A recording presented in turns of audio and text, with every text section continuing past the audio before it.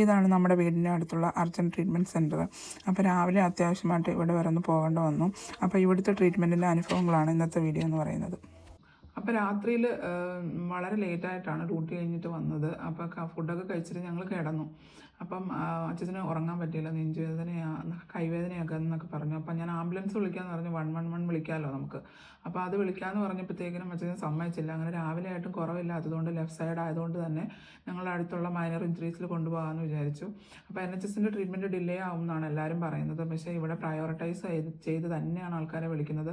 അതായത് നെഞ്ചുവേദന ആയതുകൊണ്ട് തന്നെ ഞങ്ങളെ അവിടെ ഒരു ഫോം ഫില്ല് ചെയ്തതിന് ശേഷം അവിടെ ഇരുത്തി ഒരു 2 മിനിറ്റിനുള്ളിൽ അവർ ഞങ്ങളെ വിളിച്ചതിന് ശേഷം ഒന്ന് അസസ്മെൻ്റ് ഒക്കെ നടത്തിയതിന് ശേഷം അവർ ആസ്പിരിൻ ടാബ്ലറ്റ് കൊടുത്തു, GTN സ്പ്രേ കൊടുത്ത് അവിടെ ഇരുത്തി. അത് കഴിഞ്ഞിട്ട് ഞങ്ങളൊരു സെപ്പറേറ്റ് റൂമിൽ കൊണ്ടുവന്ന് ഇരുത്തിയതിന് ശേഷം പെട്ടെന്ന് തന്നെ അവർ വിളിച്ച് ECG എടുത്തു. ECG നോർമലാണെന്ന് കണ്ടപ്പം കുറച്ച് അഡ്വൈസസ് ഒക്കെ തന്നു. ഇനി ചെസ്റ്റ് പെയിൻ വരുവാണെന്നുണ്ടെങ്കിൽ, അതായത് ഷോർട്ട്നെസ് ഓഫ് ബ്രീത്ത് അങ്ങനെ എന്തെങ്കിലും സിംറ്റംസ് ഒക്കെ വരുവാണെന്നുണ്ടെങ്കിൽ നമുക്ക് ആംബുലൻസ് വിളിക്കണം, അപ്പം തന്നെ ആംബുലൻസ് വിളിക്കണം എന്നുള്ള അഡ്വൈസസ് ഒക്കെ തന്നു വിട്ടതിന് ശേഷം ഞങ്ങളിങ്ങ് പോരുന്നു. അപ്പോൾ ഇതാണ് ഞങ്ങളുടെ NHSൻ്റെ ട്രീറ്റ്മെൻറ്റിനെ കുറിച്ച് ഞങ്ങൾക്ക് ഉണ്ടായ അനുഭവം.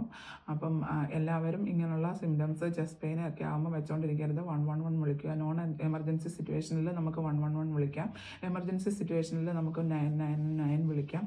അപ്പം നമ്മൾക്ക് തരുന്ന ഫെസിലിറ്റീസൊക്കെ മാക്സിമം യൂട്ടിലൈസ് ചെയ്യുക. അപ്പോൾ അച്ഛൻ ഇപ്പോൾ കംപ്ലീറ്റ്ലി ഓക്കെ ആണ്. Tata, bye bye.